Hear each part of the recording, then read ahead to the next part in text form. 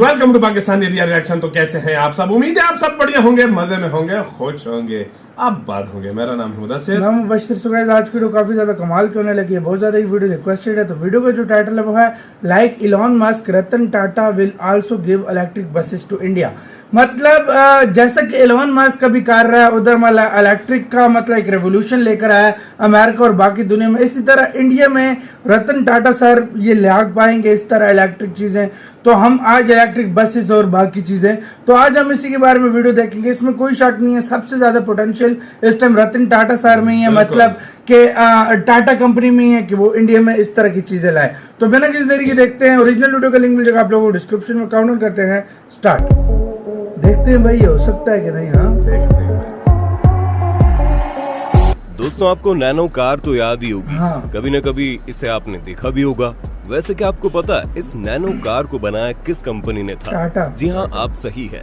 उस कंपनी का नाम है टाटा मोटर्स। अब Affordable टाटा मोटर्स car कुछ सबसे बनाए और वो सुर्खियां ना बटोरे, ऐसा कैसे हो सकता है? लेकिन इस बार टाटा मोटर्स ने ना कुछ लॉन्च किया और ना ही किसी और कारण से वो सुर्खियों में। दोस्तों, क्या आपको इस बात का पता है कि एक बार फिर से टाटा कंपनी को एक ऐसा टेंडर मिला है और ये टेंडर किसी एक स्टेट का नहीं बल्कि 5 स्टेट्स का है। इस टेंडर के बारे में जानकर आपको हैरानी होगी क्योंकि इससे फायदा नेचर का भी होगा। जानना चाहते हैं तो बने रहिए वीडियो के एंड तक। वैसे दोस्तों, जाने अनजाने आज ये टाटा कंपनी हमारे घर तक घुस आई है। टाटा नमक से लेकर Tata Motors, Tata steel, Tata power, Tata consultancy services, Tata T, Tata chemicals, Indian hotels और टाटा टेली सर्विसेज और पता नहीं क्या क्या। क्यों सही बोल रहे हैं ना? आपको जानकर हैरानी होगी, अब तक टाटा समूह की कंपनियां 100 से अधिक देशों में सुई से लेकर टैंक तक का कारोबार कर रही है। पर दोस्तों, आप जितना आसान इन सब को समझ रहे हैं, दरअसल वो इतना आसान भी नहीं था। आप ये जानकर हैरान रह जाएंगे कि पढ़ाई के समय इन्हें रेस्तरां में जूठे बर्तन भी धोने पड़े और उनकी शुरुआत नौकरियों में फावड़े चलाने का काम भी शामिल रहा। दोस्तों, आज की इस वीडियो में हम आपको रतन टाटा के बारे में भी कुछ ऐसा बताएंगे जिसको जानने के बाद आप दंग रह जाएंगे और आपको भी ये समझ में आ जाएगा कि किस्मत मेहनत से खुलती है, हाथ पर हाथ रख के बैठने से नहीं। खैर, वीडियो को शुरू करें उससे पहले आपको क्या करना है याद है ना? जी हाँ दोस्तों, वीडियो को लाइक और चैनल को सब्सक्राइब करना तो कर दीजिए। चलिए बताते हैं आपको टेंडर और रतन टाटा के बारे में। दोस्तों, हम सीधा टेंडर पर पहुंचे उससे पहले आप थोड़ा सा रतन टाटा के बचपन और उनके स्ट्रगल के बारे में जान लो। दोस्तों, रतन टाटा की जिंदगी भी इतनी आसान नहीं रही। बता दे, रतन टाटा का जन्म 28 दिसंबर 1937 को सूरत यानी गुजरात में हुआ था। उनके पिता का नाम नवल टाटा और उनकी माता का नाम सोनू टाटा है। उनके दादा का नाम श्री जमशेद जी टाटा था। आपकी जानकारी के लिए बता दे, रतन टाटा की एक सौतेली माँ भी है जिसका नाम सिमोन टाटा है। बताया जाता है जब रतन मात्र 10 साल के थे तभी उनके माता पिता अलग हुए थे। ऐसे में वो अपनी दादी के साथ रहते थे। रतन टाटा ने खुद बताया कि उनके पेरेंट्स के डिवोर्स के कारण वो कई दिनों तक परेशान रहे। रतन टाटा ने कैपियन स्कूल से शुरुआती पढ़ाई करने के बाद उन्होंने कार्नेल यूनिवर्सिटी लंदन से आर्किटेक्चर एंड स्ट्रक्चरल इंजीनियरिंग की स्नातक की डिग्री प्राप्त की और फिर हार्वर्ड विश्वविद्यालय से एडवांस मैनेजमेंट प्रोग्राम का कोर्स किया। बताया जाता है उन्हीं दिनों की बात है जब रतन टाटा को जहाज उड़ाने का शौक सवार हुआ। अमेरिका में उन दिनों फीस भरकर विमान उड़ाने की सुविधा देने वाले सेंटर खुल चुके थे और सबसे अच्छी बात ये कि उन्हें अपना ये शौक पूरा करने का सुनहरा अवसर भी मिला। लेकिन दिक्कत ये थी कि सिर्फ पैसों की, क्योंकि तब उनके पास इतने पैसे भी नहीं थे और ना ही उन्हें उतने पैसे मिलते थे कि वो उस इंस्टीट्यूट की फीस भर सके। विमान उड़ाने की फीस जुटाने के लिए उन्होंने कई नौकरियां भी की और इसी दौरान उन्होंने कुछ समय के लिए रेस्तरां में जूठे बर्तन धोने की भी नौकरी की। कहानी यही खत्म नहीं होती दोस्तों। परिवार के व्यवसाय से जुड़ने से पहले उन्होंने अमेरिका में 2 साल तक एक आर्किटेक्चर कंपनी में नौकरी भी की। जब 1962 में उन्होंने अपनी पहली जॉब की, उन्हें अपनी पहली नौकरी टेल्को के टॉप फ्लोर पर मिली। इसके बाद उन्होंने टाटा स्टील के साथ करियर की शुरुआत की। टाटा स्टील में उनकी पहली नौकरी ब्लास्ट फर्नेस टीम में काम करने की थी। इस काम में रतन टाटा फावड़े चलाकर चूना पत्थर उठाया करते थे।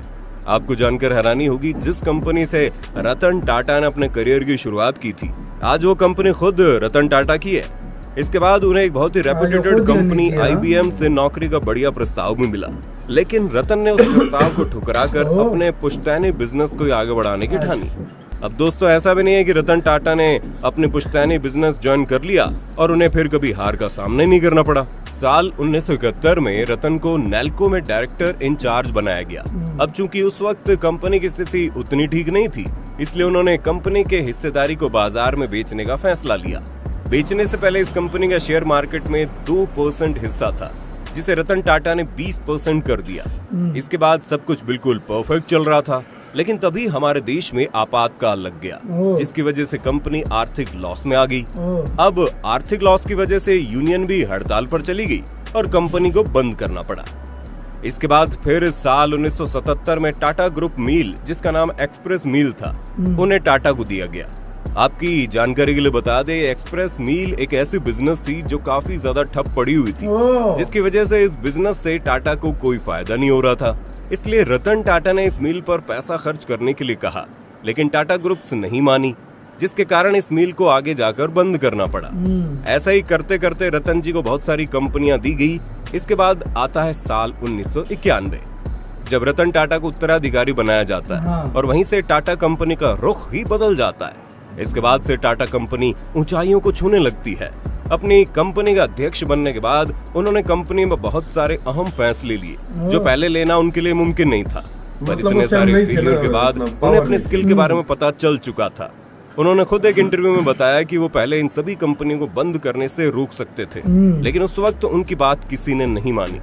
इतना ही नहीं दोस्तों, जिन जिन लोगों ने रतन टाटा को नीचा दिखाया, आज वही कंपनी खुद रतन टाटा की है। आपकी जानकारी के लिए बता दें, आज की डेट में टाटा ग्रुप की कंपनियों की कुल वैल्यूएशन 7.5 लाख करोड़ रुपए। खैर चलिए दोस्तों, अब आते हैं उस टेंडर पर जिसका इंतजार आप तब से कर रहे हैं। जरा ध्यान से सुनना। आपको तो पता ही होगा, हमारे देश में अलग अलग टाइप्स की इलेक्ट्रिक बस ऑपरेट की जा रही है।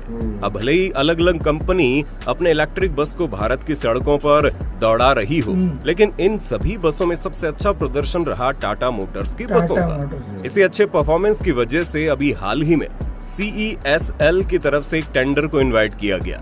बता दें, टेंडर प्राइवेट नहीं बल्कि सरकारी टेंडर था। इस टेंडर के तहत भारत के अलग अलग स्टेट्स में करीब 5450 इलेक्ट्रिक बसों को ऑपरेट करना है। इसी टेंडर को टाटा मोटर्स कंपनी ने आखिरकार अपने नाम कर लिया है।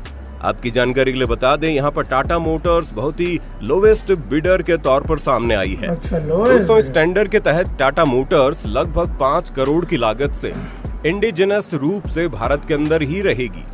इन बसों को इंडिजिनस रूप से तैयार करने का मतलब भारत में मेक इन इंडिया मिशन को बढ़ावा देना भी है। इस टेंडर को अपने नाम कराने के लिए टाटा मोटर्स के सामने बहुत सारी कंपनियां खड़ी थी, जैसे कि स्विच मोबिलिटी, इलेक्ट्रा ग्रुप, वर्बो ग्रुप, आयशर मोटर्स।